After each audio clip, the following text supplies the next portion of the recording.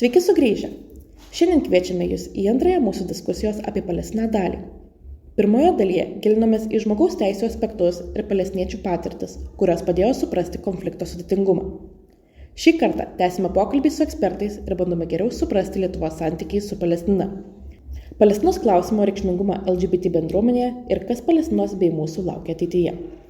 Kviečiame pasiklausyti antrosios mūsų pokalbio dalies su žmogaus teisų eksperte Goda Jurvičiūtė ir portalo palestina.lt bendraįkūrėju Andriumi Mažeika.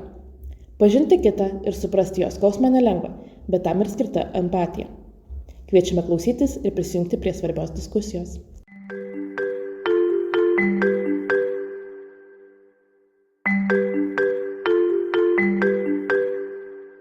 Šitas klausimas iš tikrųjų yra aktualus, nes pastaruoju metu netgi ir tokie, sakykime, nežinau kaip čia pavadintis, tikrai tie žmonės, kurie turėtų būti pavyzdžiai jaunimui, dažnai užsimena kartoja tą idėją, kad, jaunimas ten prisiklausė tų leftistinių idėjų, dėl to palaiko Palestiną ir, tai dabar ypač dėl pastarųjų mėnesių įvykių jau po Seimo rinkimų ir valdančiosios koalicijos formavimų, tai reiškia Žemaitaičio situacijos yra grinai idėja, kad tarp jaunimo plinta antisemitizmas.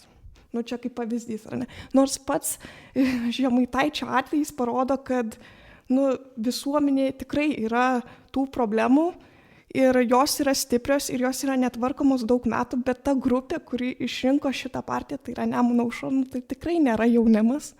Tai čia irgi toks, man labai keistas numetimas problemos ir toks irgi bauginimas tarsi jaunų žmonių, kad nekalbėkite apie tai, kas nemalonu.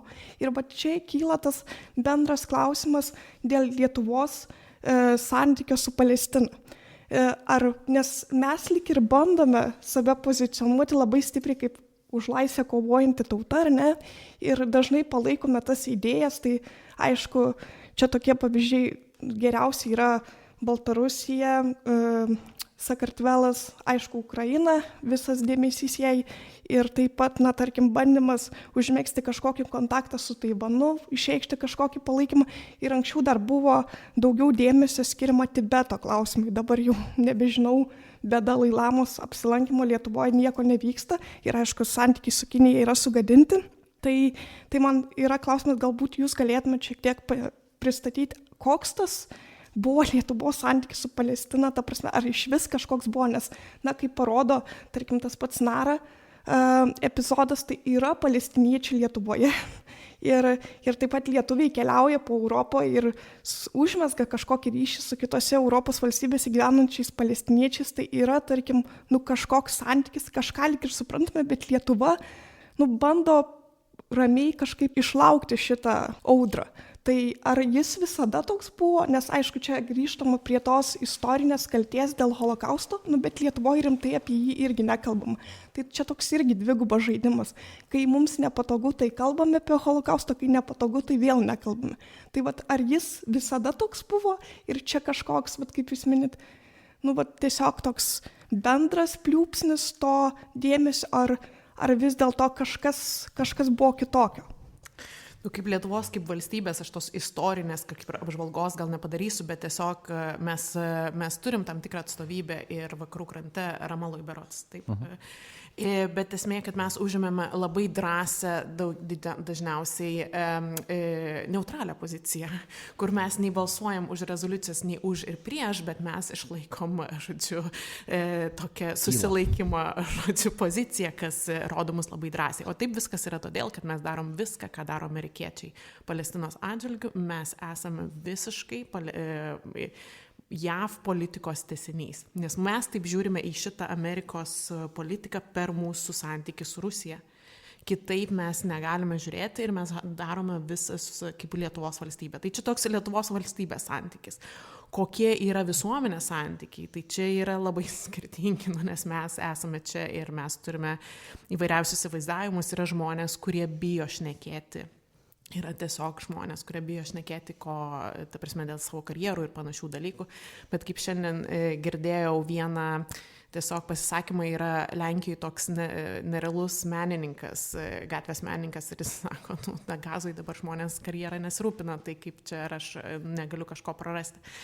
Tai nežinau, kaip čia pasakyti, tas santykis su palestinais yra labai savotiškas. Man labai patiko kažkada ir aš manau, kad čia Ajaus iš Transautonomijos kažkada pasakyta frazė, kuri mane labai taip išstrigo, kad sakė, kad mes iš to, kad Rusijos okupacija buvo blogai, išmokama tai, kad Rusijos okupacija buvo blogai, o ne kad okupacija buvo blogai. Ir mes nesugebam to perkelti ir mąstyti, kad Palestina yra okupuota ir kažkaip ieškoti, surasti tą bendrų taškų mes negalime.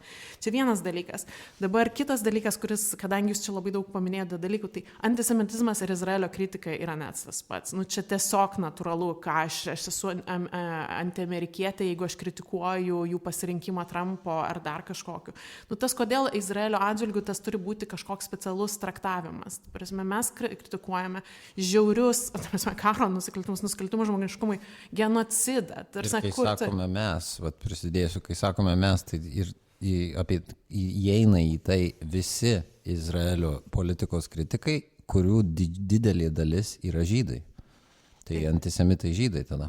Arba savęs nekenčiantis žydai yra toksai pasakymas, net Jonas Stuartas yra garsiausias savęs nekentėjęs.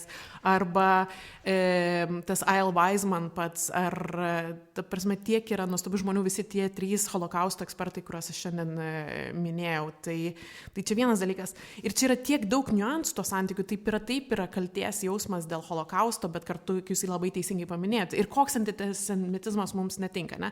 Žemaitaičio, kur visiškai viskas aišku ir labai elementaru, ta prasme, sumaišyta šiek tiek Izraelio kritikos, bet visą tą paremta tokioms...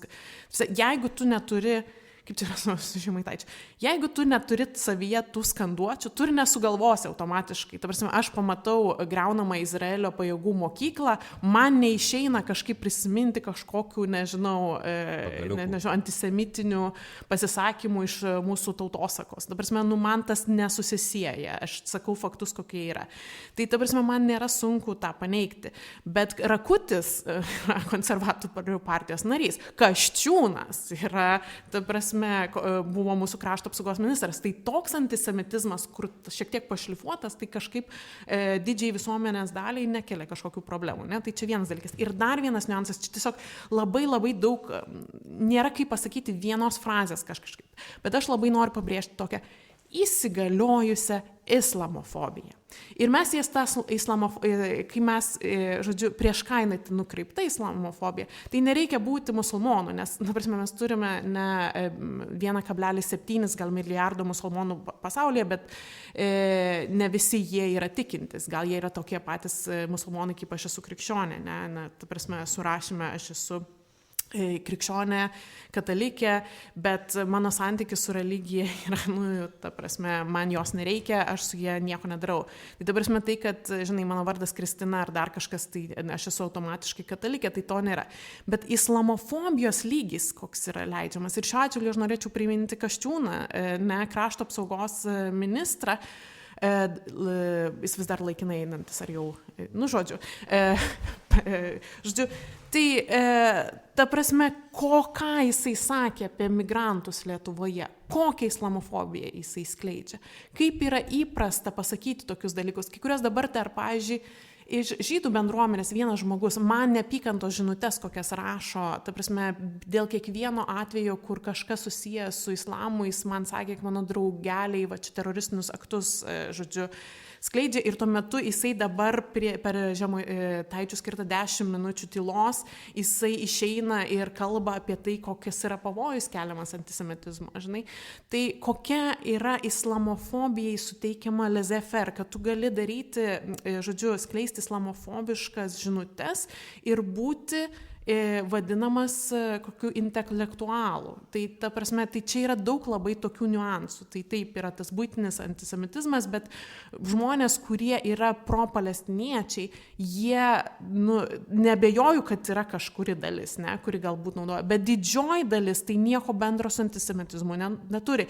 Ir mes puikiai žinom, kas tai yra antisemitizmas. Tai ta prasme, galim pacituoti teisės aktus, žinai, baudžiamąjį kodeksą, visokias įvairias vairias to neapykantos kalbos apibrėžimus, ta prasme, ir puikiai žinom, kad kaip nepakliūti į tą ratą, tai tie kaltinimai yra absurdiški. Bet Lietuvos santykis su Palestina ir Izraeliu yra labai sudėtingas ir nėra vienos, mano nuomonė, priežasties kažkaip ją išlukštenti. Ir dažnai yra, mum pavyzdžiui, Palestina LT, tarkim, dažnai ten būna ar tokia kritika, ar klausimas, maždaug, tai kodėl čia iš vis Lietuvai ta Palestina turi rūpėti. Lygiai taip pat galėčiau paklausti, kodėl mums turėtų Izraelis rūpėti. Nes jeigu mes remiam vieną pusę, o mes ją kaip ir gan aktyviai remiam iš esmės iš visų politikų mūsų pasisakymų, tai yra Izraelio pusė ir žiūrint į mūsų nacionalinio transliuotojo pateikiamą kabutėse informaciją, tai mes tada, jeigu mes jau kalbam apie vieną, tai mes turim kalbėti ir apie kitą. O kodėl Lietuvoje, manau, kad tas Godos paminėtas JAF elementas yra labai stiprus ir kitas tai yra labai stipri Izraelio įtaka Lietuvoje. Tai grįžkim prie to daug kas bijo kalbėti apie Izraelį Lietuvoje. Tai čia aš gal tokį klausimą, tikiuosi tarp klausytojų nacionalistų nėra, bet pateikčiau viešai nacionalistam Lietuvos, o kodėl jūs šito tema nesirūpinat? Kodėl aš, sėdėdamas Lietuvoje, turiu bijot Izraelio? Ane? Ar aš bijau, pavyzdžiui, nežinau, Kenijos ar Ugandos, jeigu aš apie juos kritiškai kalbėsiu. O Lietuvoje baimė pasisakyti kažką prieš Izraelį yra reali ir jinai yra labai labai plačiai paplitusi. Ir nors ir metai genocido, vis tiek didelė dalis žmonių tyli ir bijo kalbėti. Kodėl mes bijom ir ko mes bijom ir kodėl jų įtaka čia pas mus yra tokia didžiulė. Ir vienas iš tų, manau, yra tai taip, kad jie yra mūsų strateginiai partneriai, nes tarkim ten ir kariniais klausimais, žvalgybiniais klausimais, JAV politikos mes esam atkartojimas. Bet kitai yra ir tas istorinis, galima sakyti, kad naudojama netgi kaip šantažas šitas tai apie holokaustą, kuris įvyko Lietuvoje. Ir jam pagrindą mes suteikiame patys, vis dar apie tai negalėdami normaliai kalbėti ir negalėdami to normaliai pripažinti. Nes mes iš karto galėtume šitą giją nukirsti, jeigu mes susitvarkytume su tuo klausimu. O mes, čia yra labai įdomu, kad Izraelis, kai Žydai patyrė persekiojimą Europoje 100 metų, tūkstančius, ne? Ir jie visada buvo tas kitas, kurio europietis nemėgo, kurio europietis nekentė ir visaip kaip bandė susidoroti. Tada, kai jie išvažiavo, būtent dėl Europos antisemitizmo susirūpinę ir sugalvojo savo šitą sionistinį kolonizacijos projektą, išvažiavo į Palestiną, jie staiga tapo mumis. Mes identifikuojamės labiau su jais, negu dėl islamofobijos, negu su vietiniais teisėtais tos vietos gyventojais. Kodėl? Todėl, kad didžioji dalis į tenai išvažiavusių ir tų, kurie dabar laiko galios vadeles, ką Goda prieš tai kalbėjo apie Izraelyje egzistuojančią, iš esmės kastų sistemą, kurios viršuje, ko jinai nepaminėjo, yra baltieji europiečiai. Ir kodėl mums Lietuvoje dar turėtų būti svarbu, kad tie, kurie yra Izraelyje galios viršūnėlėje, tai pavyzdžiui Likud partija, kurios yra Netanyahu partija, jie yra litvakai. Didžioji dalis Izraelio ministrų pirmininkų kilę yra litvakai, yra iš šito regiono – Lenkija, Baltarusija, Lietuva, Ukraina. Tai mums negali tas klausimas nerūpėti. Jie išvažiavo iš čia dėl šičia buvusio antisemitizmo, dėl buvusios dinamikos tarp neapykantos ar dar kažko. Ir jie išvažiavo tada į tenai. Ir palestiniečiai, dar kartą akcentuosiu, neturėjo nieko bendro su jokiu holokaustu. Tai jeigu kalbam apie kažkokias holokausto kaltes ar dar kažką, tai jeigu mes norim atpirkti tą kaltę, tai visų pirma Vokietija tada turėtų skirti dalį savo žemės ir ten įleisti įkurti Izraelį. Tai būtų tada kažkokia loginė sąsaja to.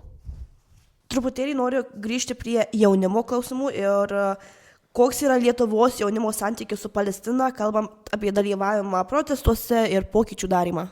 Gal jūs galite tiesiog pasidalinti, kadangi jūs tikriausiai prisidėt prie tų pokyčių, gal jaunimas dalinasi tiesiog, kodėl jie čia atėjo. Arba kaip jūs minėjot, kad ne tik jaunimas ateina. Ne tik jaunimas buvo, nieko nepamiršiu, kaip atėjo vyresnio amžiaus moteris seniorė ir tokia, mano kolegija, su kuria darom, tai apsiverkė po to ir priėjo ir sako, vaikai sako, jūs suprantat, ačiū jums, sako, jūs suprantat, kad čia tas pats, ką mes patyrėm. Ir dabar vat, su tuo pačiu aš gal net nesutikčiau, nes aš suprantu, kad mes visi mėgstam savo skausmus ir savo kančias iškelti aukščiau negu kitų, bet tai yra tiesiog nesulyginama, ką palestiniečiai patyrė šitus beveik 80 metų ir ką patyrėme mes sovietų okupacijos laikais, kad ir kaip tai baisu bebuvo. O jaunimas, tai man atrodo, kad sakau, šitas teisingumo, neteisybės jausmas, plus daugelis apskritai, man atrodo, jaunimas darosi vis politiškesnis dėl vis aštrėjančios ir blogėjančios pasaulyje situacijos ir geopolitinės ir ekonominės, ta prasme, pasaulis visiškai yra tokiam, nežinau, ant peilio ašmenų yra dabar balansuojamas, ne, dėl klimato krizės, čia daugybė dedamųjų. Ir ačiū Dievui, aš tai labai džiaugiuosi, kad jaunimas darosi vis politiškesnis ir jie aktyvavosi, tarkim, su to pačia Ukraina labai stipriai aktyvavosi ir tada žmonėm pradeda kilti klausimai. Ir čia vėl galiu sugrįžti prie to punkto, kad dvigubi standartai čia nepadeda nei Ukrainai, nei niekam kitam. Mes turim pagaliau analizuoti situaciją, kokia jinai yra iš tikrųjų, o neskirstyti į ten gėrio jėgas, blogio jėgas, kas yra visiškai naivus ir mano manimu kvaili terminai, ta prasme, yra tiesiog interesai, yra istorija, reikia daugiau domėtis ir jokių būdų, kad ir tas pats europietiškas kolonializmas ar tos pačios Europos Sąjungos ar NATO šalių ar JAV rolė tam pačiam Palestinos dabar genocide, jinai yra didžiulė, bet tai nėra mūsų kaltė. Bet tai yra mūsų pareiga tą stabdyti. Čia. Stabdyti Lietuvos paramą šitam. Prancūzam stabdyti Prancūzijos. Čia yra mūsų pareiga. Nes tik tai ta moralė be kažkokių išimčių ir dvigubų standartų, tik tai jinai realiai gali užtikrinti ir mūsų ilgalaikį išlikimą, nes mes esame mažytė valstybė, kuri dabar yra sudėjusi visus kiaušinius į vieną krepšelį ir tikisi, kad didelis dėdė už Atlanto mus išgelbės. O kas jeigu išeis, kad dalykai pasisuks kitaip ir interesai pasikeis ir kur mes tada liksim? Mes privalom būti net ir ne dėl kažkokių savo išlikimo priežasčių, bet bendrai dėl bendros, nežinau, moralės ir, nežinau, sielos turi išlikti teisus, ne? Tai turi būti tiesos pusėje. Kad ir kokia jinai nepatogi, komplikuota ir purvina, ir ciniška, ir šlykšti būtų, o taip dėja yra. Čia gali pasakyti įvairiausių, aš tik pagalvojau dėl to jaunimo, kad, man, sakau, jau 40 eina, kai kalbu ir kažką darau dėl Palestinos. Ir, tarkim, dabar vienas didžiausių aktyvistų, Ajus iš Transautonomijos, tai ta prasme, čia kaip ir antroji karta, nežinau, kažkur eina, kad kažką daro.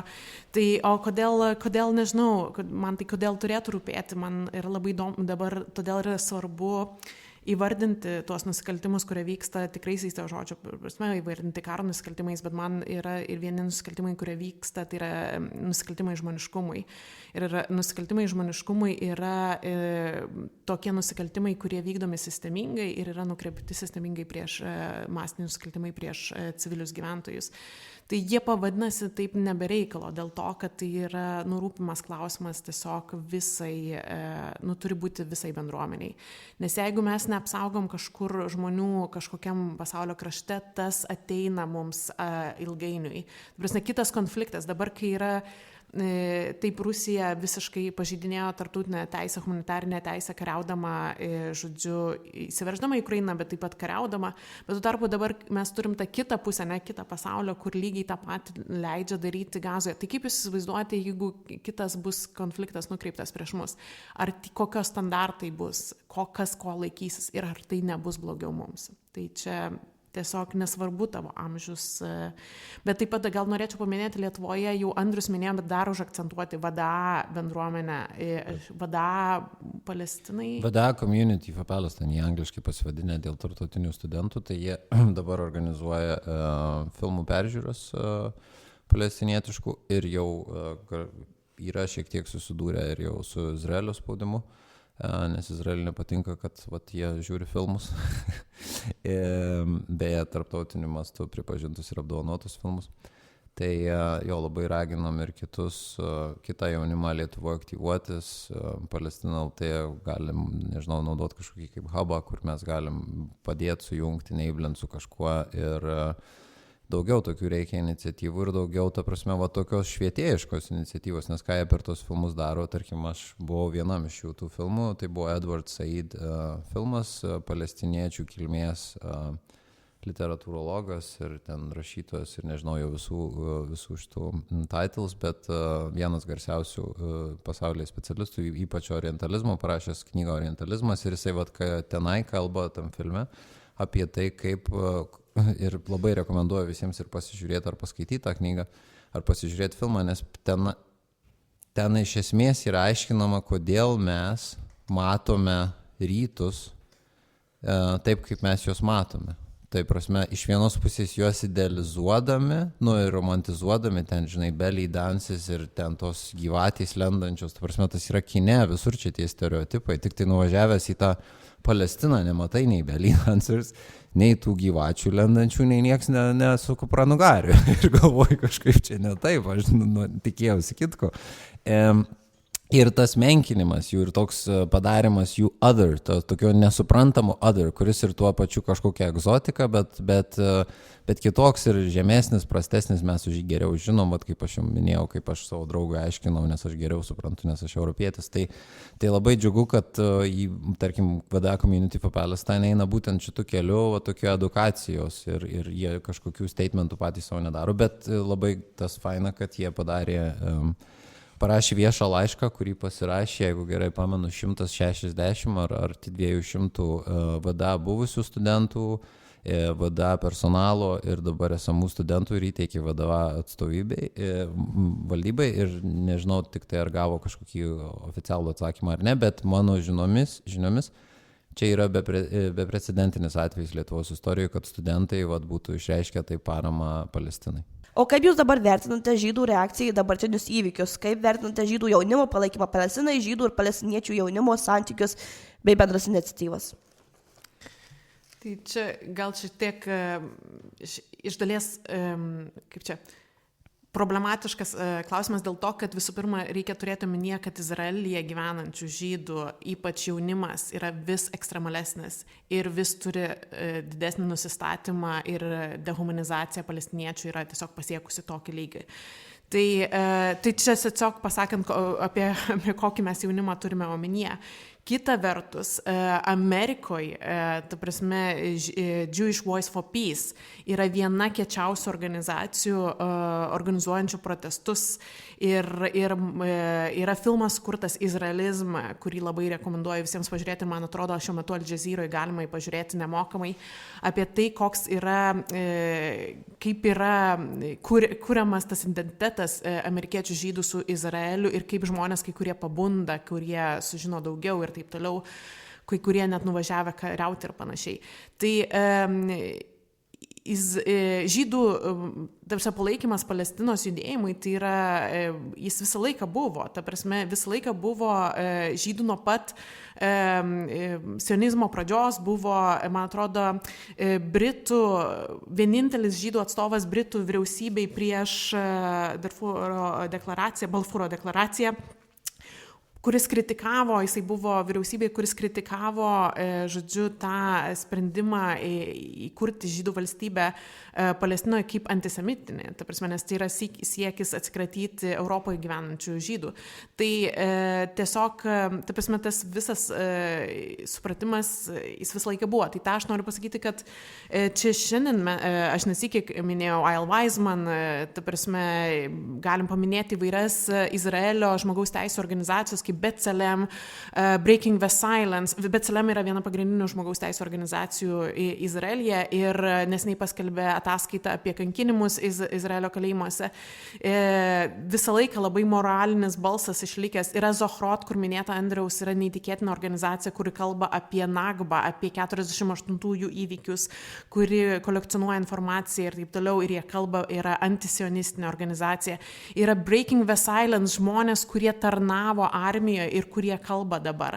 Tai ta prasme, kaip vertinu teigiamai, kad tai yra žmonės, kurie turi moralinį stuburą. Ir man labai yra šiuo klausimu labai įdomi pozicija kai kurių Lietuvos intelektualų, kurie dažnai kažkaip save priskiria prie žmogaus teisų bendruomenės Lietuvoje, bet jeigu mes žiūrėtumėm Izraelio kontekste, tai jie būtų ekstremistų pusėje, ta prasme, jie būtų Smotričius, Ben-Gviro pusėje ir panašu bent jau Netanyahu pusėje, kai tu tarpu žmogaus teisų bendruomenė Izraelija, nors yra nedidelė, kaip ir visose valstybės, ne, ir Lietuvoje ta žmogaus teisų bendruomenė nėra jau tokia didelė, bet žmogaus teisų bendruomenė žydų yra pripažįsta Izraelio nusikaltimus vykdomus ir siekia kažkokio politinio sprendimo, nes tai yra vienintelis įmanomas sprendimas yra politinis, karinis yra neįmanomas.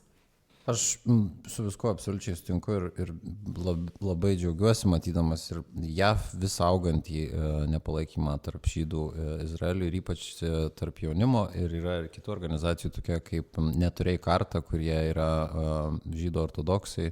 Mes Palestina LT yra straipsnis, toks vadinasi Belaukiant Mesijo, ten yra interviu su vienu iš jų, kuris gyvena, dvasininkas gyvenantis Jeruzalėje, ir jie taip pat patiria didžiulį sionistų spaudimą, jie atsisako eiti į sionistų armiją, sionistų mokėti mokesčius, nes jie ten gyveno prieš Izraelį įsikuriant, žydai Jeruzalėje. Ir kitas, ką gal norėčiau akcentuoti, kad Izraelis labai rimtai reaguoja į šitą augantį žydų nepalaikymą Izraelio veiksmams JAV iki tokio lygio, kad Izraelyje yra įkurta atskira ministerija, kurios visi darbuotojai yra įslaptinti, išskyrus du, tai ten ministrė ir, nežinau, viceministras, visų kiti yra nežinomi. Greičiausiai tai yra specialiųjų tarnybų žmonės. Ir ką jie daro, jie monitorina socialinę mediją, apskritai mediją, ir jeigu yra kažkokios žydų studentų, JAV žydų studentų akcijos prieš Izraelį ar protestai ar dar kažkas, jie iš karto imasi veiksmų, tai yra siunčia tenai sionistų organizacijas, kad atsvertų tos protestus, renka kompromituojančią medžiagą apie tos studentus, daro visokiausią spaudimą universitetams, kad tie studentai būtų išmesti iš universitetų ir taip toliau, ir taip toliau. Buvo Al Jazeera dokumentinis filmas apie tai padarytas prieš kelius metus, bet kažkada, kai tikrinau, neberadau, jį reikėtų kur nors ten rasti archyvuose, nes greičiausiai buvo pašalintas. Tai įsivaizduokim, ant kiek tai yra svarbu, jeigu ministerijos lygmeniu tai yra tvarkoma ir tam yra dedikuota ministerija.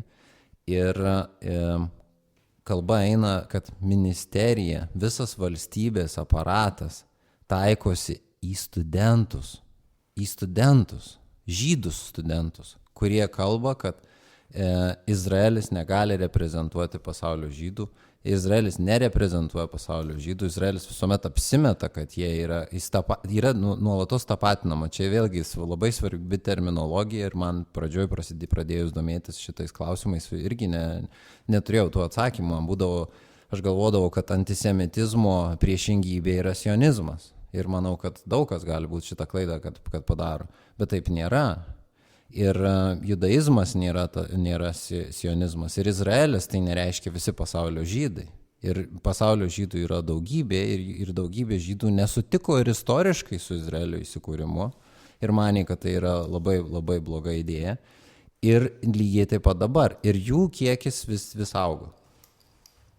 Ir labai rekomenduoju klausytojams ir jie norėtų pasiklausyti, yra Naomi Klein labai puikia paskaita, bet jinai taip pat išplatino tai Guardian straipsnį apie egzodą nuo sionizmo, ta prasme, kaip tu atrasti apie judaizmą be sionizmo. Ir ta prasme, be galo vertinu tokį judėjimą, apgailestauju, kol kas Lietuvoje norėčiau matyti tokių apraiškų, bet nelabai matosi, kad pas mus būtų kažkokia bendruomenė žydų, kuri atsiskirtų nuo Izraelio politikos.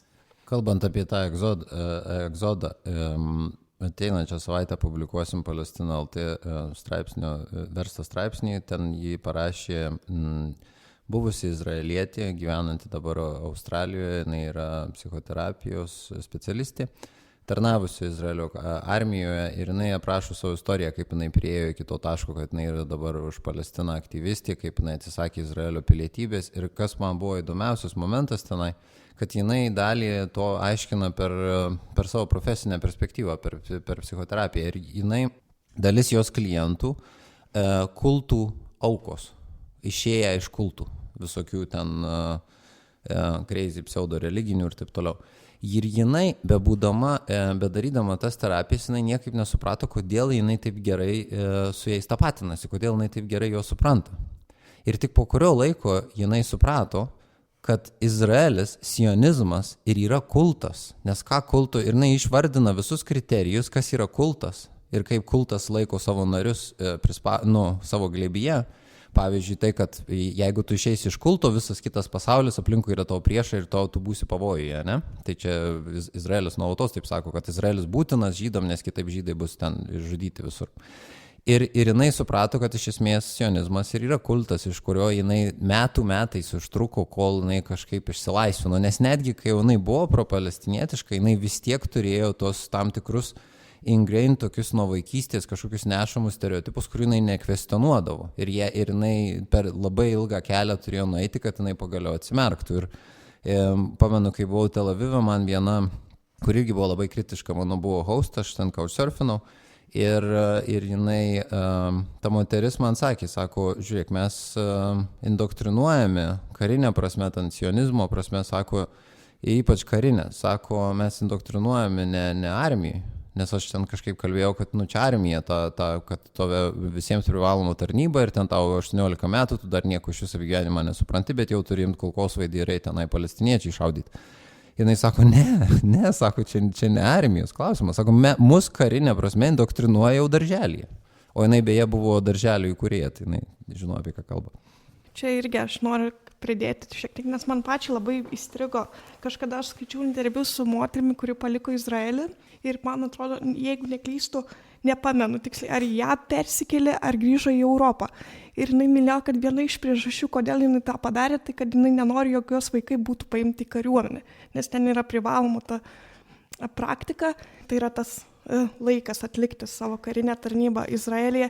Ir jos argumentas buvo tas, kad labai matosi, jog čia buvo tas pavyzdys, yra Hollywoode 2 aktorės, tai Gal Gadot ir Natalie Portman, tai Gal Gadot tarnavo Izraelio kariuomenėje. Ir jinai yra labai pro-izraelietiška. Tuo metu Natalie Portman, nežinau, ar užaugo, ar bent jau daugiau laiko praleido JAV, tai jinai dažniau kalba apie Palestinos, tai ką patiria Palestina. Ir tas tiesiog ją labai paveikia, kad jinai nenori, jog jos vaikai užaugtų tik su pro-izraelietišku pasaulėžiūra, ir tada liktų tame lauke.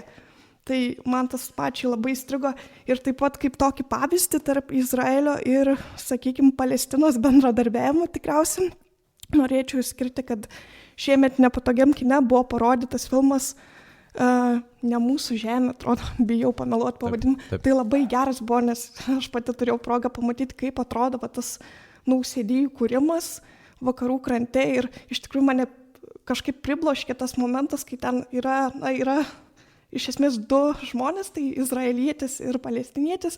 Ir izraelietis ten rodo, kaip tas nausėdijas griauna žmonių namus ir Izraelio kariuomenės pareigūnai tą daro ir tas vaikinas iš Izraelio sako, jūs to nedarot. Mano vardu, kodėl jūs čia esat? Kodėl jūs nesiklausot tų žmonių? Ir idėja buvo ta, kad jį filmuoja izraelietis ir tiesiog sako, mes žinom iš kur tu ir tiesiog grasina tam žmogui. Tai toks, nežinau, toks labai keistas pojūtis yra tiesiog toks surrealus dalykas, kad Izraelis tiesiog taip elgėsi savo paties piliečiais. Man tai kažkaip tiesiog labai keista yra, nes tai grįžta į tokį grinai traumavimą žmonių. Tai dalis ir tų, aš esu sutikęs ne vieną Izraelio armiją atlikusį tarnybą Izraelyje keliaudamas, kurie, vartojo, pavyzdžiui, opiatus daktarų priskirtus dėl traumų gydymo.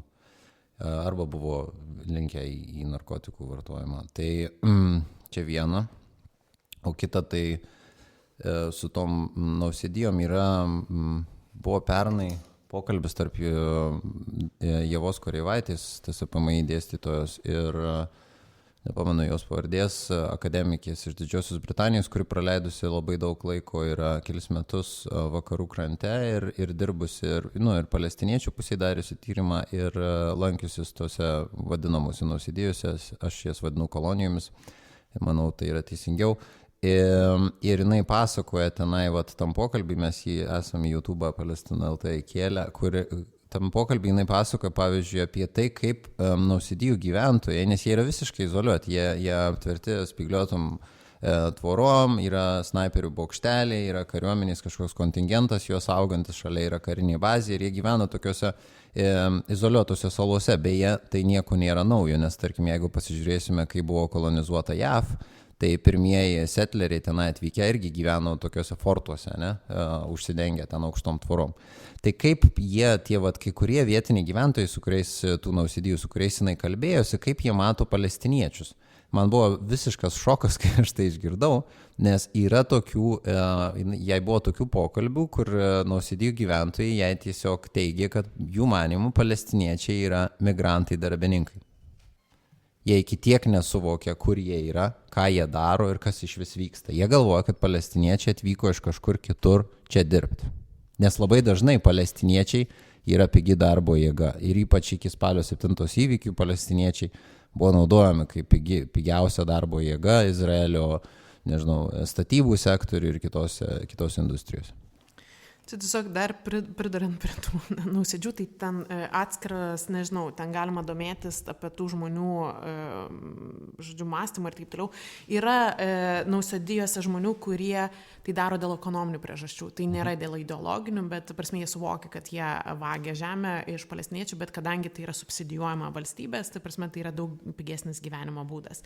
Kitas yra dalykas, jeigu aš yra labai paplitęs video buvo dėl Jacobo, kuris iš Amerikos atvykęs, Al-Kurd šeimai, kuris sako, mergina, kad tu pavogi iš mano namo, čia yra mano namas. Ir jisai sako, tai jeigu aš nepavoksiu, tai kitas, jeigu aš to nepadarysiu, tai aš kitas padarys. Tai čia tiesiog vienas toksai dalykas. Dabar dar norėjau labai pridurti, kad yra nedidelė, bet jau daugie atvejų, kai Izraelio piliečiai, jaunimas atsisako tarnauti kariuomeniai ir geriau eina į kalėjimus ir eina ir nepasitaiso į kalėjimus. Tai aš tą noriu taip pat pabrėžti, kad yra žmonių ištrūkusių iš to ideologijos masto ir kurie gali mąstyti apie palestiniečius kaip apie žmonės.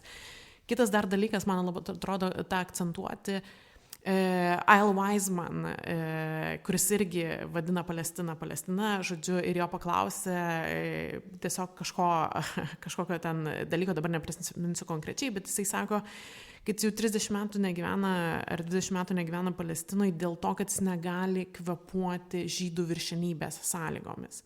Tai yra, kai mes kalbame apie Izraelį kaip demokratiją, labai svarbu užsiakcentuoti, kad tai yra demokratija žydams. Ir jau tai turi problemų, nes mes turėjom tuos protestus ne apie Netanyahu ir visų kitų ekstremistų norą sunaikinti tą konstitucinę sistemą, bet tai yra demokratija žydams. Kas tai per etnonacionalinę valstybę, kur jinai suveikia neturėdama didžiulių problemų. Tai tarsi, kodėl mes traktuojam šitą valstybę kaip kažkokį išskirtinį dalyką ir mes jos nekritikuojam ir vis dar galvojam, kad tai yra demokratija. Nes Pietų Afrikos Respublika irgi buvo demokratija, netobula, tokia pat kaip Izraelis, bet jinai buvo apartheido metu tam demokratija. Dabar neatsimenu, taip ten buntuanai, kaip jie vadinosi, tos buvo atskiros teritorijos skirtos juodaodžiams, kur jie galėjo savivaldą užsiimti. Ir netgi norėjo, kad jie pasiskelbtų nepriklausomybę. Ne visai valstybei galėtų, bet buvo teritorijos. Tai irgi buvo tada demokratija, tai ko mes ten priekaištavom, žinai. Tai čia, nežinau, nuo ko pradėjom, bet tai norėjęs pasakyti, kad ir pati Izraelio visuomenė yra labai sluoksniuota ir niuansuota ir diasporos santykis yra be galo įvairus ir įdomus ir yra daug vilties, kad Izraelis gali pasikeisti, bet tam reikia tarptautinės bendruomenės spaudimo. Ir tas, kad jiems yra labai, ir tas straipsnis būsimas, kur publikuosim, sako, kad yra neįtikėtinai sunku žmonėms, individams išsilaisvinti iš to. Kai tau viskas aplinkui, tavo šeima, tavo tėvai, visi tau sako, kad aš turiu vieną keisą asmeninį tokį draugą, kuris atsisakė tarnauti Izraelio armijoje ir jo šeima labai spaudė, nes sakė, tu čia nemyli mūsų šalies, tu neginsi mūsų šalies ir taip toliau. Ir jis jam aiškino, sako, bet žinokit, čia ne apie gynybą klausimas. Tai jisai vieną tai kalėjimą, bet jisai kalėjimą neturėjo eiti, nes jisai ten buvo sufeikinta, kad jam su galva negerai.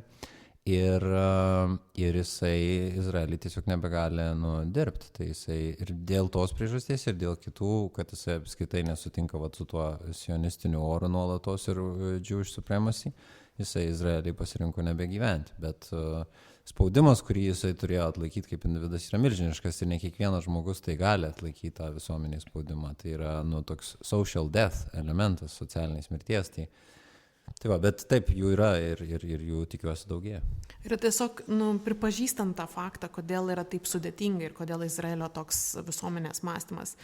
Holokausto trauma yra didžiulė ir jinai buvo, ta prasme, perduota ir, ta prasme, ištransliuota ir taip toliau. Tai tas ir spalio 7 diena sustiprino tą, nes, ta prasme, jie visi turi savyje, aš esu bendravus su rašytoju Edgaru Keretu ir mes kalbėjom būtent apie šitus dalykus, žodžiu, tuo metu, kai aš buvau Palestinoje, ir jisai sako, ta prasme, kad visuomenė turi savyje Izraelio, žodžiu, kad kadangi ją bandė sunaikinti, tai tu savyje turi tą nuolatinę traumą, kad tave bando sunaikinti. Tai ištrūkimas iš to ir, ta prasme, pradėjimas matyti žmonėmis, čia yra labai labai sudėtingas procesas, bet dar kartą yra labai labai daug žydų solidarumo su Palestina ir jisai mane be galo džiugina. Tai iš tikrųjų queer bendruomenė susiduria su tokiu klausimu, nes yra žmonių, kurie palaiko irgi Palestiną ir yra žmonių, kurie palaiko Izraelį. Iš vienos pusės queer bendruomenė lyg ir jaučia, kad tai yra irgi kalbama apie didžiulius žmogaus teisų pažeidimus, ar ne, apie tikrai didžiulę žmonių grupės opresiją ir kad, lyg ir natūralu, kad mes patys turėtume reikšti solidarumą. Bet iš kitos pusės Izraelis yra matomas kaip ta moderni žmogaus teisės palaikanti valstybė ir kalbant apie LGBT bendruomenę, tai apskritai tokia vienintelė vieta artimuosiuose rytuose, ar ne, kai nepavojinga būti LGBT realiai. O tuo metu Palestina yra matoma grinai per tokį musulmonišką, tai reiškia anti-LGBT bendruomenį nedraugišką, realiai pavojingą, tiesiog mirtiną režimą. Ir pavyzdžiui, žmonės, kurie palaiko, tai yra LGBT bendruomenės nariai, kurie palaiko Palestiną, iš jų yra atvirai tyčiojamasi, kad maždaug kaip jūs čia palaikot žmonės, kurie dabar ateis ir jūs nužudys. Tiesiog toks, ar jūs kvaili, ar jūs vaikai, ar jūs nesuvokite, kokia situacija yra, ir tuo yra, aišku, tokia didžiulė baimė ir kaip jūs minėjote, ar ne, tas pinkwashingas yra stiprus, ir nepaneigiamai Izraelio ambasada iš tikrųjų dažnai prisideda prie tų projektų skirtų, sakykime, LGBT bendruomeniai palaikyti. Tai yra klausimas, su kuriuo susidūrė ir mūsų bendruomenė iš tikrųjų, ar Palestinos pripažinimas kaip valstybės nereikštų tiesiog, kad jungtinės tautos turi dar vieną narį, kuris yra priešiškas žmogaus teisėms, tai kaip mes suvokime jas vakaruose, ar ne, nes daug kilstų klausimų, kuriuos, tarkim, kad ir tos pačios moterų teisės yra daug kalbama, kaip palestiniečiai jie suvokia, ar ne, lyčių lygybė ir panašiai, požiūris į psichikos sveikatą, tai ar tai nereikštų, kad tas palaikymas, kurį LGBT bendruomenė reiškia Palestinai, tiesiog atsisuktų prieš jį patį, nes mes turėtume dar vieną narį, kuris tiesiog pažeistų tas žmogaus teisės, ne, kitų grupių atžvilgių. Čia yra tiek daug niuansų yra pasakyta ir iš tikrųjų labai atsiprašau šitą erzinantis klausimas. Vienas dalykas, tai kodėl mes manome automatiškai, kad tai bus kažkokia visuomenė, kuri pažeidinės teisės. Automatiškai. Mes nežinome, kaip jie bendraus, nežinome, kas juos valdys, mes nežinome jokios situacijos, tokios dalyko. Nebus būtinai Hamas, net Hamas nėra dauguma. Dabar mes visą laiką Fatah judėjime, visą laiką buvo moterų teisų aktyvisčių ir per moterų teisų aktyvizmą. Ta prasme, Palestinoje jis yra labai labai aktyvus. Čia vienas dalykas. Kitas yra dalykas, aš pasinaudosiu ir labai atsiprašau, čia Ajaus Jurgaičio irgi mintis, kur man labai labai patiko, kodėl solidarumas yra kaip transakcija. Ta prasme, ar žmogaus teisės mes duodame tik tiems, kurie mums kažką duoda? Ta prasme, ar mes taip toks požiūris yra mūsų žmogaus teisės, mes jums, jūs mums, ar žmogaus teisės nepriklauso žmogui, ta prasme, nepriklausomai nuo jo odos spalvos, tikėjimo ir panašiai. Ta prasme, kaip mes galime tą mąstyti tokį dalyką. Ir kitas dalykas, tautų apsisprendimas yra teisė. Tai yra pagrindinis hartijoje, Jungtinių tautų hartijoje tvirtintas principas. Audacity turėti, kad mes nuspręsime, ar jiems ta teisė priklauso ar ne. Tai ta prasme, tai galėjo mus pasakyti. Ta prasme, mes mąstome, ne dabar, nežinau, kaip, ta prasme, jeigu mums pripažinimą pradėtų visi galvoti, kaip mes čia po šitiek okupacijos, ar mes čia pajėgsime save valdyti, ar kokia mes čia būsim valstybė ir ar mąstysim, ta prasme, mes atsilikę dėl tos okupacijos sovietmečių, jeigu būtų pradėję mąstyti apie tai, tą pripažinimą, ką tai duotų. Ta prasme, palestiniečiams priklauso teisė į tautų apsisprendimą. Tarptautinė bendruomenė jiems yra skolinga, jiems yra daug kartų tą pareiškusi ir savo skolą pripažįsta. Tai yra teismo sprendimuose. Tarsi, mes jiems esam skolinga įgyvendinti teisę į tautų bendruomenę. Tai kaip mes galime mąstyti per šitus aspektus? Tai aš manau, kad šitas klausimas yra problematiškas. Kita vertus, mes nežinome, ta prasme, kas ten, kokios žmogaus teisės būtų pripažįstamos. Ta prasme, žmonės yra įvairūs toje Palestinos bendruomenėje. Tai nežinau, ta prasme, man yra šitas klausimas yra problematiškas dėl to, kad tai nėra transakcija. Ta prasme, žmogaus teisės turi teisę į gyvybę, į sveikatą, į to, kad jo orumas nebūtų pažeidinėjamas kasdien dėl to, kad jis yra. Nes mes esam visi sukurti, žodžiu, mes esam gimę visi lygus. Tai instrumentalizuotas požiūris į žmogaus teisės, tai tada tai nėra žmogaus teisų aktyvisto požiūris.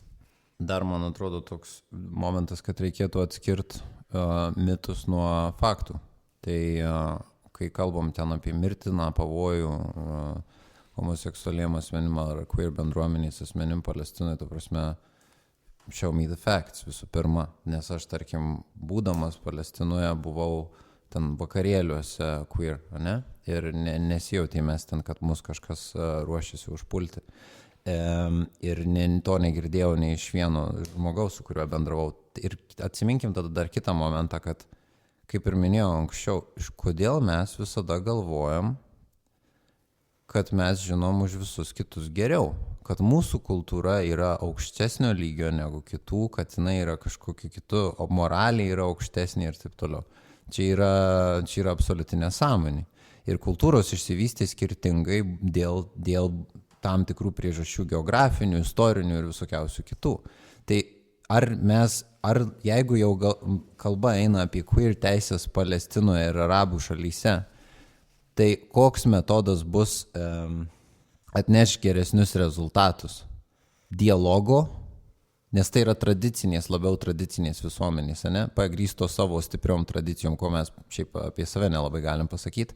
Ar dialogo ir jų edukavimo šitais klausimais, ar tiesiog kažkokio jų izoliavimo ir blokavimo visiškai. Tai ir kitas pavyzdys, ta prasme, pasižiūrėkime į ką mūsų žiniasklaida kalba apie tarkim, tą pačią Kubą. Ir kiek žmonių Lietuvoje žino, kad Kuboje tos paties lyties santuoka ir partnerystė yra įteisinta. Prieš, neatsimenu, man atrodo, prieš porą metų. Labai mažai, dėl to, kad tai yra nenaudingas faktas, bet yra daug naudingiau ir čia nėra sutapimas, kad Izraelio ambasada ir Izraelis remia būtent šitus visus, deda pinigus į queer visokiausius renginius. Ir aš jeigu aš būčiau queer bendruomenės narys, tai man didžiausias pyktis būtent ir kiltų dėl to, kad dėl mano patirtos diskriminacijos, skausmo ir visų kitų problemų ir dažnu atveju ir traumų, kažkas iš to realiai pelnosi. Ir tuo pačiu bandydami parodyti, kad ta kita pusė tai yra kažkokie laukiniai gyvuliai, kurie queer bendruomenės ten žmonės mėto nuo stogų.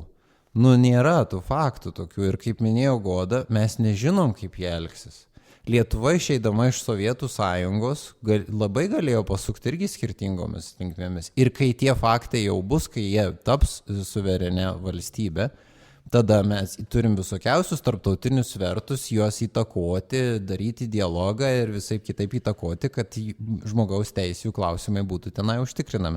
O pabaigai paminint tą moterų klausimą, tai net man šypsena kelia, nes mes nežinom nieko praktiškai apie tai, kaip jie gyvena. Aš 3 metus Turkijoje gyvenau ir man buvo visiškas šokas, pavyzdžiui, sėdėti su draugo mama.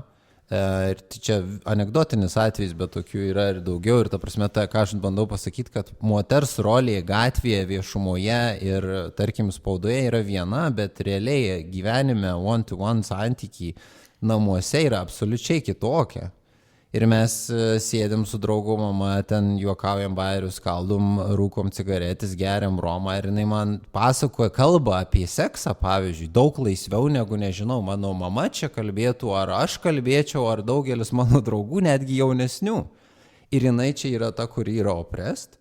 Taip, jos vyras labiau laikosi ten tradicijų, dar kažką, bet tai yra daug povandeninių dalykų, kurių mes nežinom ir neišmanom ir mes remiamės tik tai kažkokiais apgailėtinais, atsiprašau, stereotipais, kad jeigu jos plaukus užsidengia, tai viskas jos yra visiškai oprest.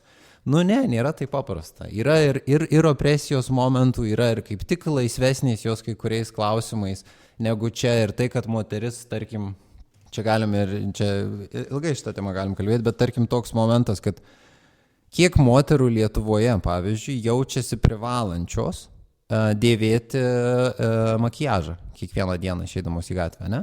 Ir ar tai yra jos laisvė jį dėvėti, ar jinai jaučia kažkokią prievolę. Aš nekalbu apie ten, tarkim, Vilniaus, čia Hebra, modernę, bet mes suprantame, apie ką kalbu, kad yra tas žmonių segmentas. Ar jisai ateina iš laisvės? Ir ar ateina iš laisvės tas, kad jinai jaučiasi, kad ją reikia biškiai apsinuoginti? Tai galim šitą labai įdomiai, ta prasme, čia gali būti visiškai atskiras podcastas, to galim pasukti apie tą, kas yra iš tikrųjų ta laisvė ir kas yra iš tikrųjų ta opresija. Tai nesivadovaukim stereotipais ateinančiais iš kažkokios islamofobijos ir būtent to, ką kalbėjo Edward Said apie tai, iš to nesuvokimo ir manimo, kad tas other yra kažkoksai grėsmingas ir jisai žino blogiau negu mes. Ne, mūsų kultūra yra tokia, kokia yra mūsų kultūra, jų yra tokia, kokia jų ir jos abidvi. Jų negalima sakyti, kad viena yra geresnė už kitą.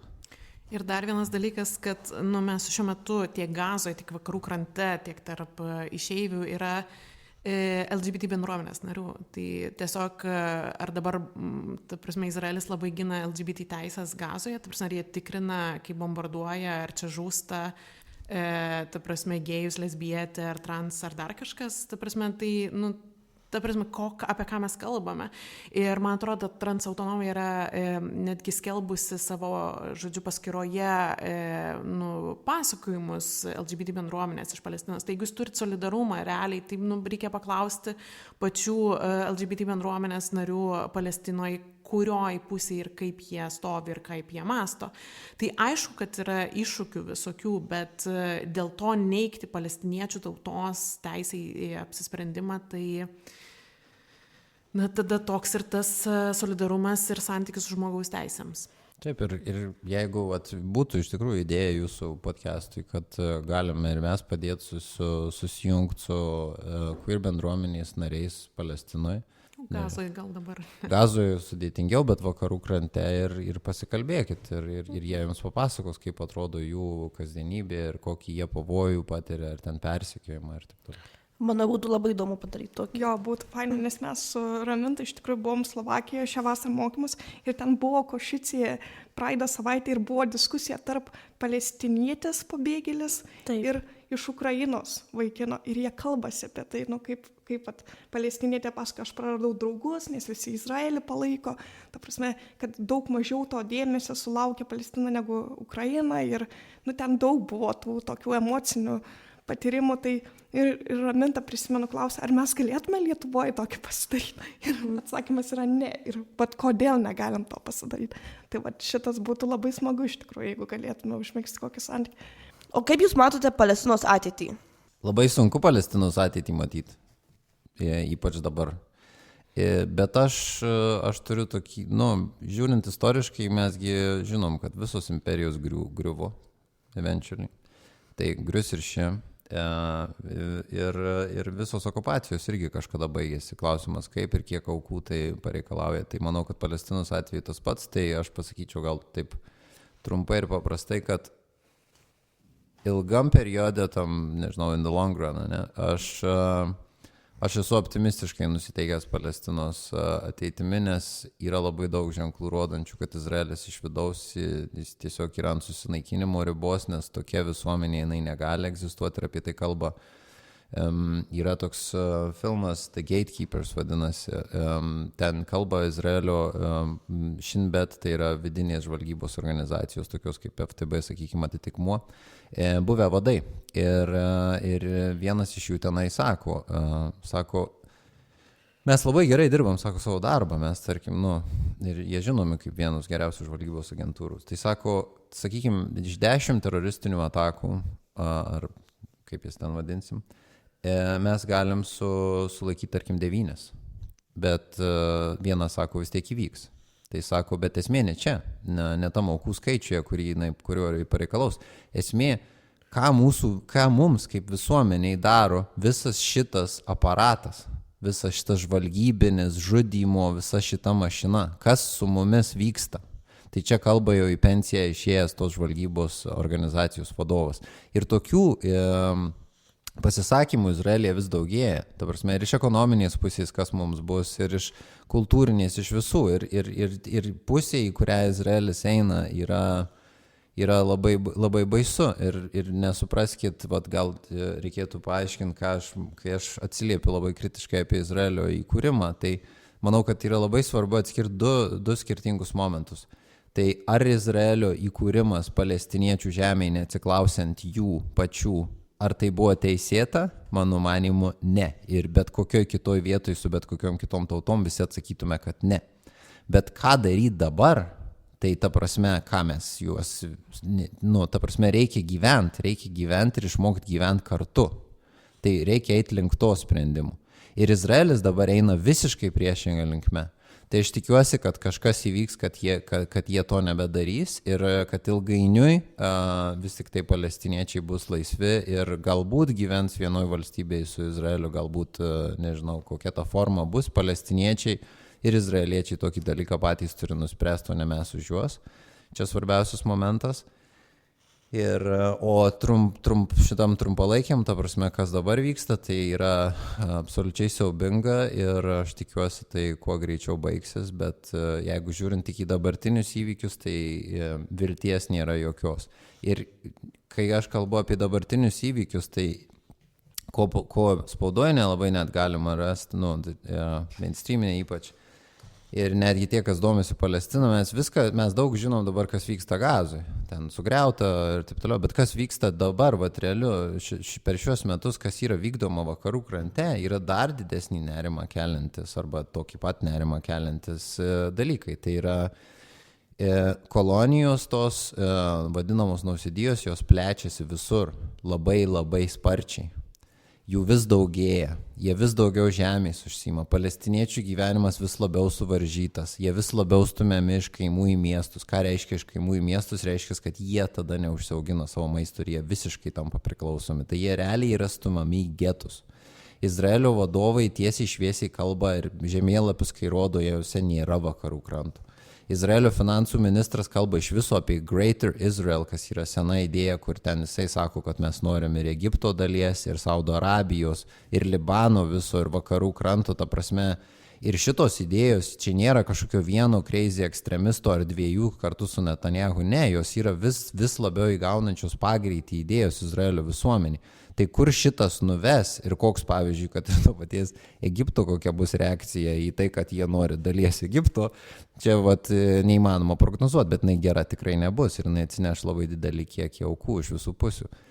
Tai ilgainiui aš vis tiek esu optimistas, nes visi šitie režimai pasibaigė ir kaip ir parodė Pietų Afrikos keisas. Ir tas klausimas, kada jie pasibaigė, tai yra iš esmės mūsų atsakomybė. Todėl, kad Izraelis pavyzdžiui, be JAV karinės paramos, karinių analitikų teigimu ir Izraelio pareigūnų teigimu galėtų vykdyti tą, ką jie daro, 3 savaitės. Nutraukė ginkluotę, 3 savaitės viskas baigta. Jeigu ES kokias nors sankcijas duotų Izraeliui, nes ES yra pirmas Izraelio ekonominis prekybinis partneris, Izraelio ekonomikai šakis. Tai tik tai priklauso nuo mūsų paduodamo spaudimo čia ir nuo mūsų jaučiamos atsakomybės už tą genocidą ir pagalvojimo apie tai, jau jeigu ne dėl kažkokios moralės, tai bent jau dėl to, ką vaikai ar anūkai mums sakys, ką tu veikiai, kai vyko genocidas. Tai mano mąstymas visiškai labai panašus ir Andrius čia žiauriai gerai sudėliojo viską, tai trumpuoju laikotarpiu tos viltis yra labai mažos, nes šiuo metu vyksta genocidas ir bent jau aš tai kasdien stebiu vaizdus iš Gazos ir nepaisant to, kad Andrius sako, kad jau tarsi atsitolini nuo to, bet karts nuo karto aš pamatau kokį nors vaiką iš griuvėsių traukiamą ir man pereina per širdį ir aš jau nebegaliu to laikytis.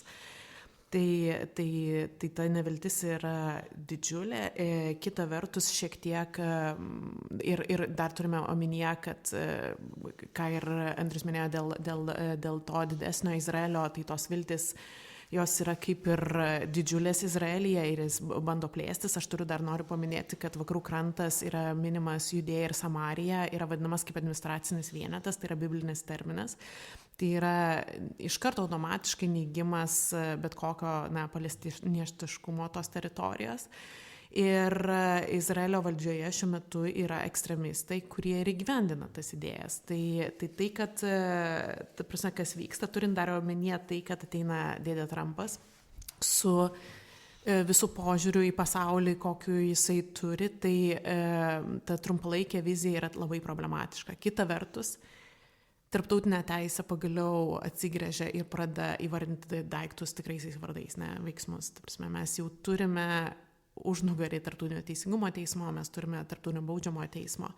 Ir kažkiek kinta šitą situaciją. Ir taip, kaip čia pasakyti, labai nežymiai, bet, pavyzdžiui, aš dabar neseniai pamačiau, kad Norvegija nutraukė kažkokias investicijas į kažkokią įmonę Izraelio, kur turi kažkokią bazę ar dar kažką su vakarų krantu, atsiprašau, kad labai nekonkrečiai šneku, bet vis po truputį yra peržiūrimi tam tikri santykiai ir tai turi tokį kapsėjimo momentą ir tai gali, žodžiu, ilgainiui duoti tokių rezultatų ir aš taip pat manau, kad ilgainiui tai nuspręs palestiniečiai ir žydai gyvenantys Palestinoje ir Izraelyje, tai dėl kokia ateitis jų laukia, bet tikėtina apie tai, kaip yra sudaryta ta visuomenė, kad tai gali būti iš principo viena valstybė, ar tai federacija, konfederacija, kokia tai būtų, bet linkstama link to. Ir šiandien, kadangi mes šnekame šiandien, kai per naktį praktiškai neįtikėtinai, gerai, per savaitę žlugo Asado režimas, kuris atrodė neįveikiamas dėl to, kad po 13 metų pilietinio karo kaip laikėsi, o dabar nesimato Asado, bent jau tuo metu, kai mes rašinėjom, neaišku, kuris yra ir žmonės jau įėję į prezidentų rūmus ir panašiai.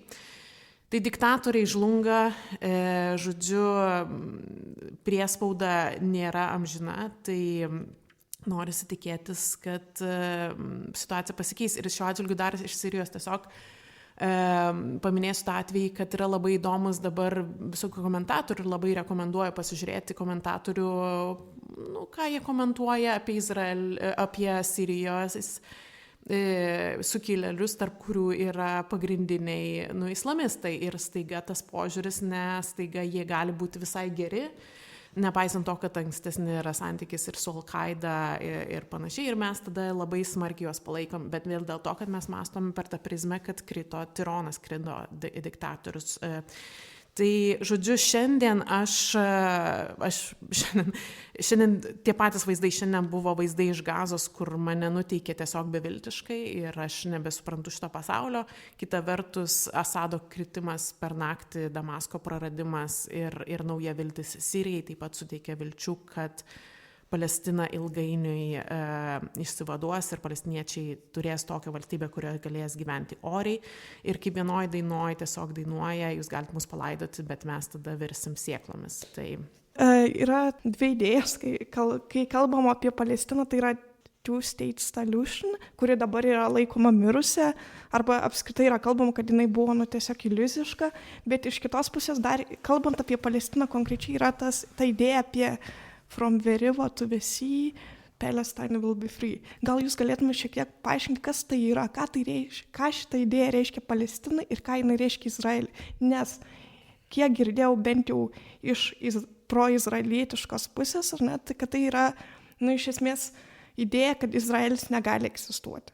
Tai čia priklauso, kas kalba. Kai Izraelis sako, ir Izraelis tą sako, nuo from the river to the sea, jie turi omenyje, kad palestiniečiai neturi teisės egzistuoti, nes yra ir konstitucinis statymas priimtas, kad toje teritorijoje teisė tautų apsisprendimą turi tik tai žydai. Ne?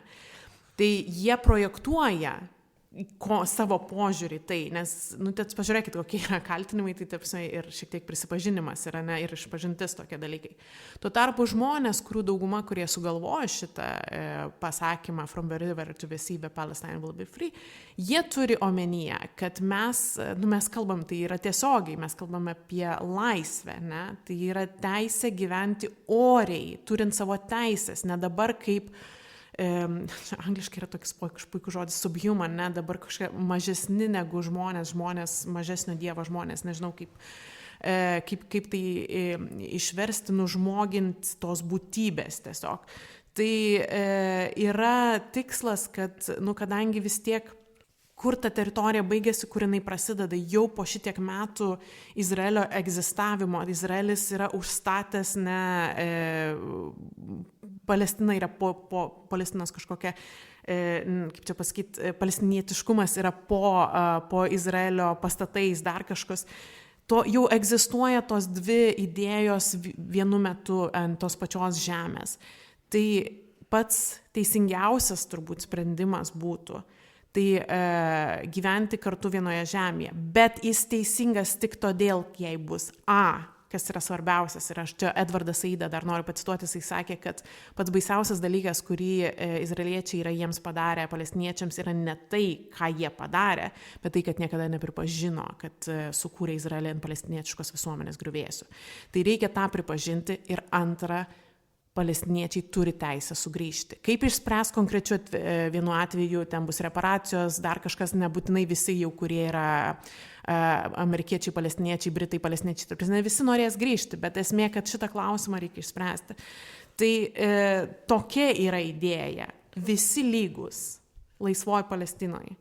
Jinai gali vadintis kaip nori tas kraštas, bet tą turi sutarti palestiniečiai ir izraeliečiai kartu kaip lygus su lygiais.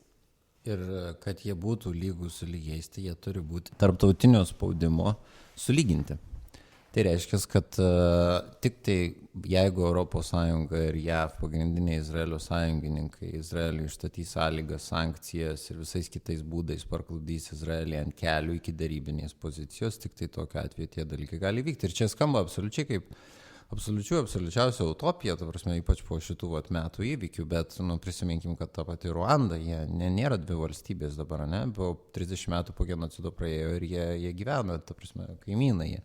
Ir tas susitaikymo, atleidimo procesas, jisai, manau, kad yra neįtikėtinai sunkus ir ilgas, bet tai yra įmanoma.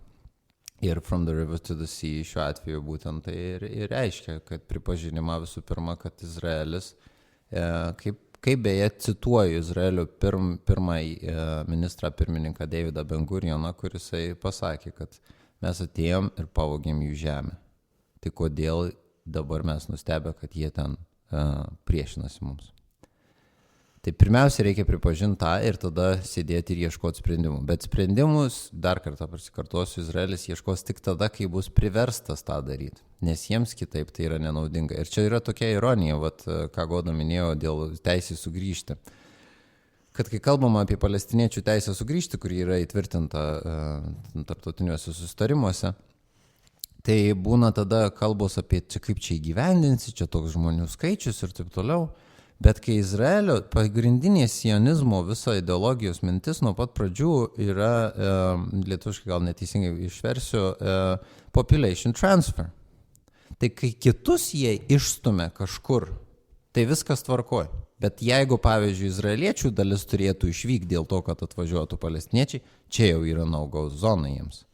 Tai apie ką mes tada kalbam? Pirmiausia, turi būti sulyginta, kad jie lygiomis teisėmis sėdėtų prie derybų stalo ir spręstų, kaip čia dabar mes gyvenam tam mažyčiam žemė ir nuostabiam žemės lopinėlį. Kaip mes tą galim padaryti? Ir sprendimų visada yra. Ciniškai mąstant, tai amerikiečiai dažnai sprendžia situacijas su Bosnija ir Hercegovina. Padalinam viską per 3 dalis ir tada nieks, žodžiu, suteikiam, nefunkcionuoja valstybė realiai, bet kažkokią taikos poziciją turim. Turim Libaną, dar kažkokius tokius etnokonfesinių pagrindų, kur negalima perlipti per savo konfesijas ir balsuoti už skirtingų. Tai tas yra įmanoma, kad einame link Palestinos ir Izraelio kažkokių valstybių, kaip yra atskirų, bet man labai sunku įsivaizduoti, kaip tas funkcionuos. Bet yra įmanoma, bet kita vertus turėti omenyje, kad naudojant kokius nors toks argumentus, kad nepripažinti Palestinos, kaip dabar siekia. Tai irgi ne argumentas, nes mes ką turim daryti, mes turim stiprinti palestiniečių poziciją. Ir čia yra tiesiog moralinis mūsų sprendimas.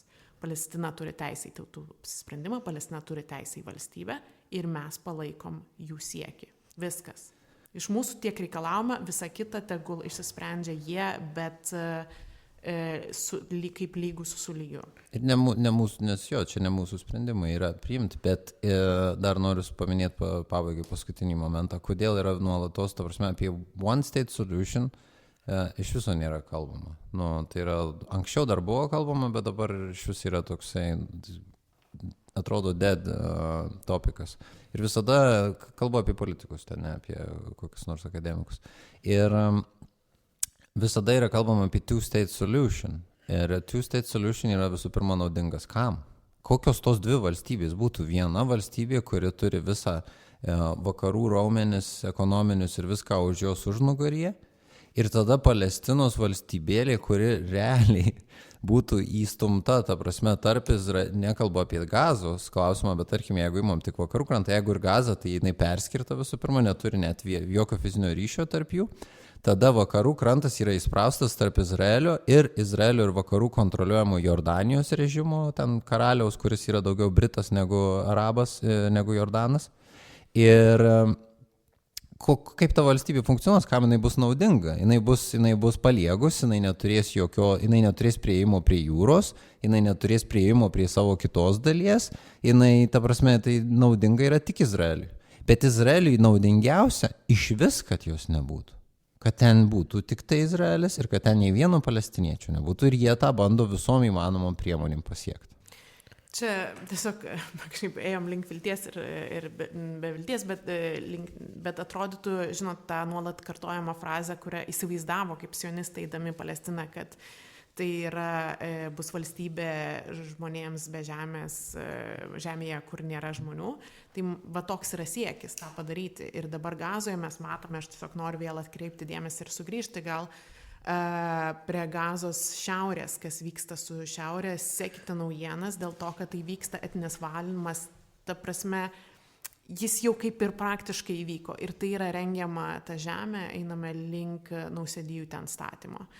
Tai jeigu jūs vis dar palaikote Izraelyje, tai ką jūs palaikote? Ta prasme, nes reikia mąstyti, dėl ko, kai mes kalbame apie Izraelio teisę gintis, mes niekada kalbam, ką jisai gina, ne? Ir tai gina apartheidinę visuomenę ir etninį valymą. Manau, Goda neprieštaraus, kad pasakym greičiausiai ne vieną, jeigu žmogus mažai domėjęsis, tai turbūt čia daug kas skamba labai radikaliai ir kontroversiškai, tai netikėkit ir viską tikrinkit, aiškinkitės. Ta prasme, paminėjom daug šaltinių, dar daugiau šaltinių yra, Palestina LT turim nemažai, bet yra ir visokių anglų kalba ir kitomis, tai domėkitės, kvestionuokit ir visų pirma visada klauskit, kam naudinga, kieno čia ta informacija, koks čia yra tas angle, nes dabar gyvenam tokiais laikais, kur mes privalom tą daryti, ypač ir dėl visų algoritmų, dėl visokių bias, vienos šalies, kitos, mes privalom mąstyti savo galvom, tai Tai jo, kvestionuokit viską, ką mes pasakėm, challenginkit mūsų savo galvose ir galbūt negalvose susisiekit ir jo, domėkitės. Uždarimui aš norėjau duoti ne klausimą, bet prašymą pasakyti kažką klausytojams, palinkėti kažką, pasiūlyti, paraginti panašiai. Iš mano požiūrio, tai domėkitės, nelikite abejingi, nes tie įvykiai ilgainiui kažkurio būdu palies ir jūs. Aš labai siūlau persiskaityti keletą knygų apie tai ir sekti pagrindinės organizacijas, jeigu jūs jaučiatės nepatogiai sekdami, nežinau, palestiniečių organizacijos dar dėl to faktų tikrinimo ar panašiai bias, tai sekti Izraelio žmogaus teisų organizacijas ir jeigu bus galimybė, mes viską sudėsim į nuorodas į minėtus šaltinius, kad galėtumėt pasižiūrėti. Gal palinkėčiau, kad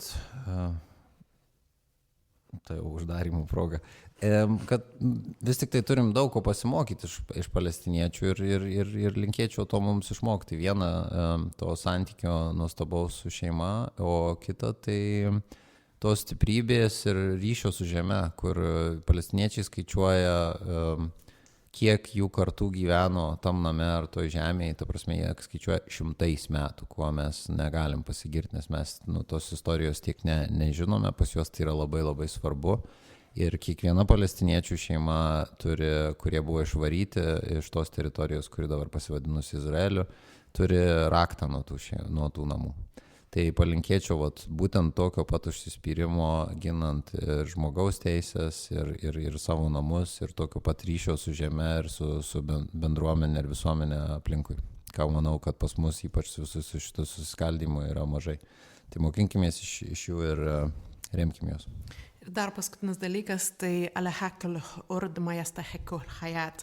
Mahmud Darwish sakė, kad ant šitos žemės mes turim viską, dėl ko verta gyventi, tai aš norėčiau, kad jeigu jūs turit mažai laiko, pasidomėtumėt palestiniečių poeziją ir tą galite padaryti per Palestina LT labiausiai, bet kartu, čia nebus laiko, nes arabų dienos ateina, kur bus palestiniečių poezija, bet galit tiesiog per Palestina LT, bet pasidomėkit, yra neįtikėtino grožio poezija.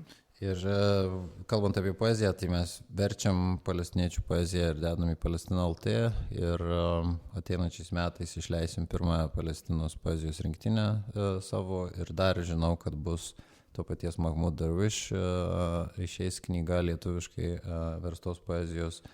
Tai jo, ta poezija, man atrodo, kalbant apie poeziją, prieš 2 ar 3 dienas buvo metinės Refat al-Alir, Palestinos poeto, kurį Izraelio režimas nužudė Gazoje. Ir jo poemą tą eilėraštį galite rasti Palestina LT. Ir labai dažnai, dėl ko mes ir pasukom į šitą poezijos kryptį, kad faktai šiais laikais nebeveikia, informacijos yra žmonėms per daug ir kartais vieno eilėraščio ar vienu filmu gali pasakyti daugiau negu mūsų 3 valandų podcastų. Tai tiesiog gal užbaigiant, kadangi susirašius, tai tiesiog 3 eilutės iš šio poezijos, jei man skirta mirti, tu privalai gyventi, papasakoti mano istoriją.